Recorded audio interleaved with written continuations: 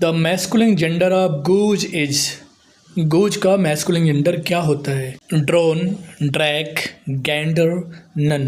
क्या आप जानते हैं? नहीं ना? तो आपके लिए दूसरा क्वेश्चन।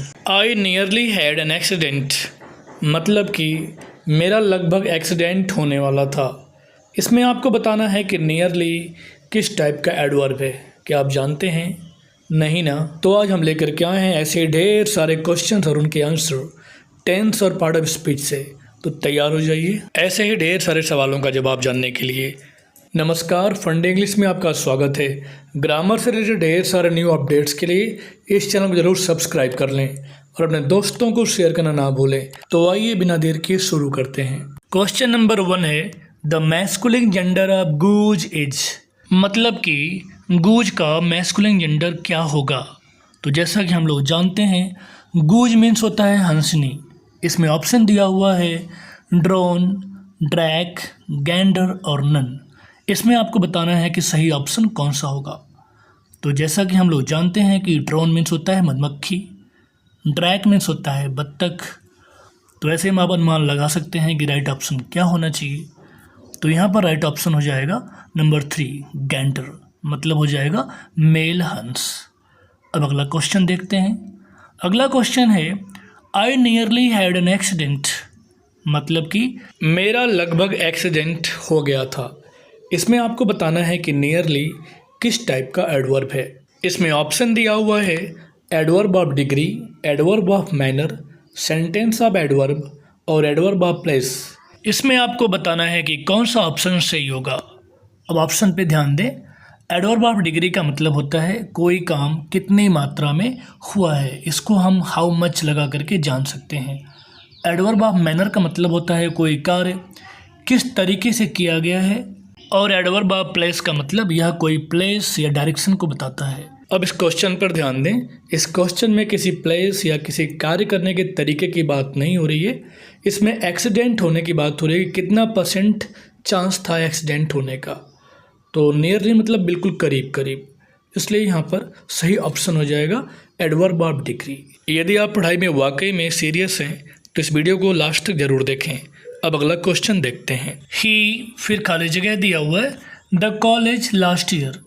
इसमें ऑप्शन दिया हुआ है can leave, left, has left और विल लीव।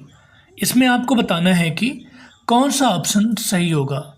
अब इस सेंटेंस का अर्थ हो जाएगा उसने पिछले साल कॉलेज छोड़ दिया। अब जैसा कि हम लोग सेंटेंस में देख पा रहे हैं, लास्ट में दिया हुआ है लास्ट ईयर।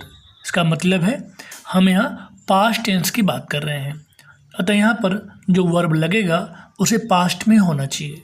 यहाँ ऑप्शन नंबर 2 देखें, यहाँ पर वर्ब का सेकेंड फॉर्म लगा हुआ है, अतः राइट ऑप्शन हो जाएगा लेफ्ट। और अब ये पूरा सेंटेंस हो जाएगा he left the college last year. आशा है आपको ये जानकारी समझ में आ रहा होगा। अब अगला सेंटेंस देखते हैं। अगला सेंटेंस है my eldest son was a scholar. इसका मतलब हो जाएगा मेरा सबसे बड़ा बेटा विद्वान था। इसमें आपको बताना है कि माई एल्डेस्ट सन किस जगह पर लगा हुआ है। सब्जेक्ट की जगह पर है या फिर ऑब्जेक्ट की जगह पर है या फिर कॉम्प्लीमेंट है या प्रेडिकेट है। इसमें सही ऑप्शन कौन सा होगा। तो चलिए हम आपको बताते हैं। अब इस सेंटेंस पर ध्यान दीजिए। इस सेंटेंस में वाज का प्रयोग हुआ है जो एक लिंकिंग वर्ब है, और वाज से ठीक पहले यूज हुआ है माई एल्डेस्ट सन जो एक सब्जेक्ट की जगह पर लगा हुआ है, मतलब सब्जेक्ट टू ए वर्ब है। अतः यहाँ पे राइट ऑप्शन हो जाएगा नंबर 1 सब्जेक्ट। अब अगला सेंटेंस देखते हैं। अगला सेंटेंस है हैव यू, फिर खाली जगह दिया हुआ है द डोर टाइट। इसमें ऑप्शन दिया हुआ है शटेड, शटेंट, शट और सेट। इसमें आपको बताना है कि कौन सा ऑप्शन सही होगा। और अब इस सेंटेंस का अर्थ हो जाएगा क्या तुमने दरवाज़ा टाइट बंद कर दिया है। अब जैसा कि हम लोग जानते हैं कि यहाँ पर मेन वर्ब के रूप में हमारे पास 4 ऑप्शन हैं और शट का तीनों फॉर्म शट, शट और शट होता है। अतः यहाँ पर राइट ऑप्शन हो जाएगा 3 शट। और अब ये पूरा सेंटेंस हो जाएगा have you shut the door tight. आइए अब अगला सेंटेंस देखते हैं। अगला सेंटेंस है आई हैव नेवर ईटेन, फिर खाली जगह दिया हुआ है a nice mango as this. इसमें आपको भरना है सही कंजक्शन और इसमें ऑप्शन दिया हुआ है फॉर, सच, दैट और बोथ। इसमें आपको बताना है कि कौन सा ऑप्शन सही होगा। अब इस सेंटेंस का अर्थ देखते हैं। इस सेंटेंस का अर्थ हो जाएगा, मैंने कभी इतना अच्छा आम नहीं खाया है जितना किया। अब सेंटेंस के लास्ट में ध्यान दें, यहाँ पर एज लिखा हुआ है और हम लोग जानते हैं कि एज का प्रयोग यहाँ पर केवल सच के साथ में हो सकता है, अतः यहाँ पर राइट ऑप्शन हो जाएगा सच। और अभी पूरा सेंटेंस हो जाएगा, I have never eaten such a nice mango as this. आशा है आपको जानकारी समझ में आ रहा होगा। अब अगला सेंटेंस देखते हैं। अगला सेंटेंस है, how long have you been learning English. इसका मतलब हो जाएगा कि आप इंग्लिश कब से सीख रहे हैं। इसमें आपको बताना है कि यह सेंटेंस किस टेंस का है। इसमें ऑप्शन दिया हुआ है past perfect continuous, past perfect, present perfect और प्रेजेंट परफेक्ट कंटिन्यूस। मुझे आशा है आपने काफ़ी बार टेंस पढ़ा होगा, तो इसे आप काफ़ी आसानी से बता पाएंगे। तो चलिए इस क्वेश्चन का जवाब आप दीजिए, जल्दी से हमें राइट आंसर कमेंट बॉक्स में कमेंट कीजिए। अब देखते हैं हम लोग क्वेश्चन नंबर 8। क्वेश्चन नंबर 8 है, the young one of cat is. मतलब कि बिल्ली के बच्चे को क्या कहा जाता है। ऑप्शन दिया हुआ है पप्पी, किड, किटन और कॉफ। इसमें आपको बताना है कि कौन सा ऑप्शन सही होगा। अब ऑप्शंस पे ध्यान दें। पप्पी का मतलब होता है कुत्ते का बच्चा, किड मतलब होता है इंसान का बच्चा या छोटा बच्चा, और कॉफ मीन्स होता है गाय का बछड़ा। ऐसे में आप सही ऑप्शन का अनुमान लगा सकते हैं, अतः यहाँ पे राइट ऑप्शन हो जाएगा किटन। अब आइए अगला सेंटेंस देखते हैं। अगला सेंटेंस है, does he run a hotel in Delhi. इसका मतलब हो गया, क्या वह दिल्ली में होटल चलाता है। इस सेंटेंस को बदलना है सिंपल सेंटेंस में। इसमें ऑप्शन दिया हुआ है he is running a hotel in Delhi. दूसरा ऑप्शन है he does run hotel in Delhi. तीसरा है ही do run A hotel in Delhi. और चौथा है ही runs a hotel in Delhi. इसमें आपको बताना है कि कौन सा ऑप्शन सही होगा। हमें अच्छे से पता है, अब तक आपने कई बार टेंस पढ़ा होगा, तो इसमें सही ऑप्शन कौन सा होगा। अब सेंटेंस में ध्यान दें। इस सेंटेंस में डू या डज का प्रयोग किया गया है। इससे साफ पता चलता है कि यह सेंटेंस प्रेजेंट इंडेफिनिट का है। और जब हम इस सेंटेंस को सिंपल में बदलते हैं तो सिंपल सेंटेंस में डू या डज का प्रयोग नहीं होता है, अतः यहाँ पर राइट ऑप्शन हो जाएगा number 4, he runs a hotel in Delhi. अब अगला सेंटेंस देखते हैं। अगला सेंटेंस है, the plural for women doctor is.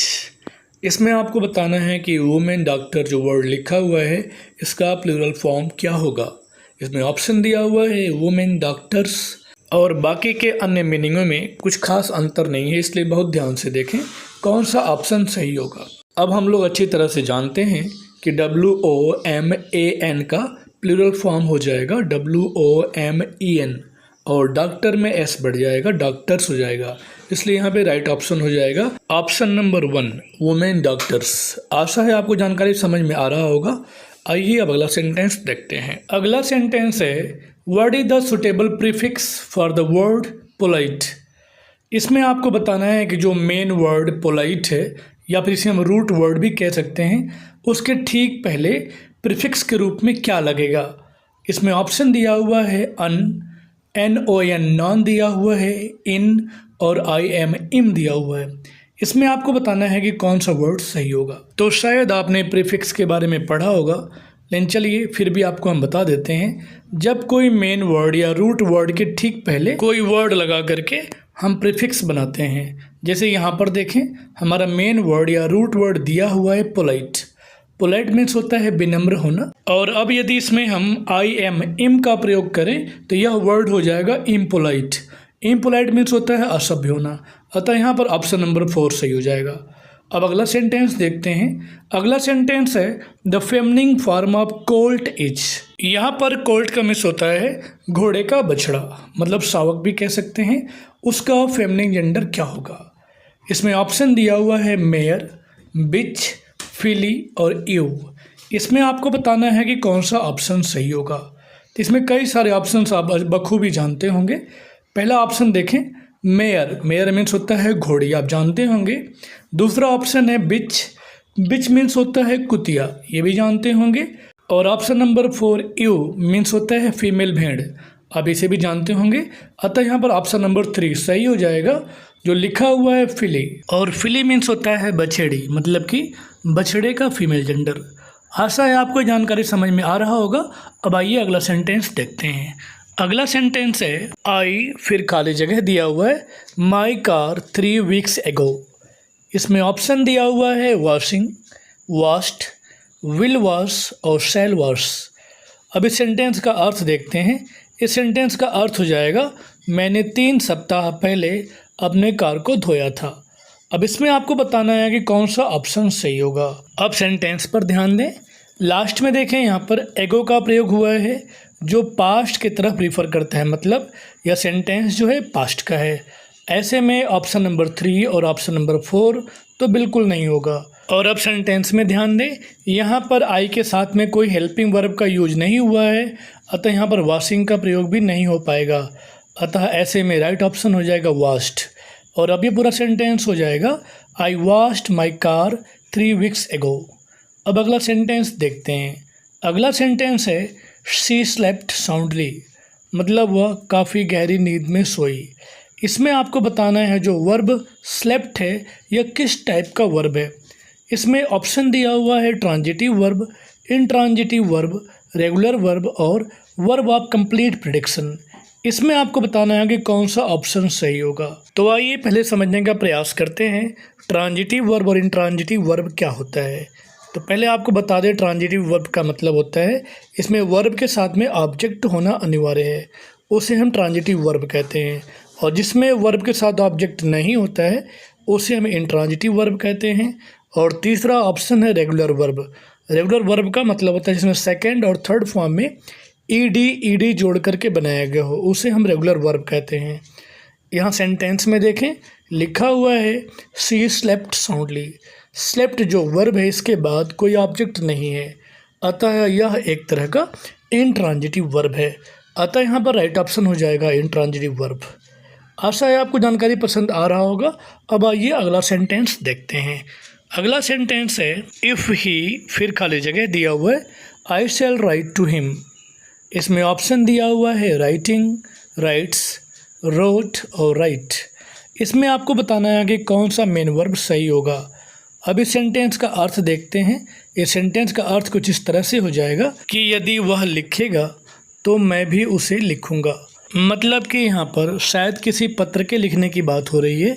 अब यहाँ पर सेंटेंस में ध्यान दें, जब सेंटेंस का पहला भाग इफ़ से स्टार्ट हुआ हो और सेंटेंस का दूसरा भाग फ्यूचर में हो, तो सेंटेंस के पहले भाग में आए हुए इफ़ वाले क्लॉज को हम प्रेजेंट इंडेफिनिट में बनाते हैं। और हमारा सब्जेक्ट यहाँ पर सिंगुलर नंबर ही लगा हुआ है, अतः यहाँ पर राइट ऑप्शन हो जाएगा नंबर 2 राइट्स।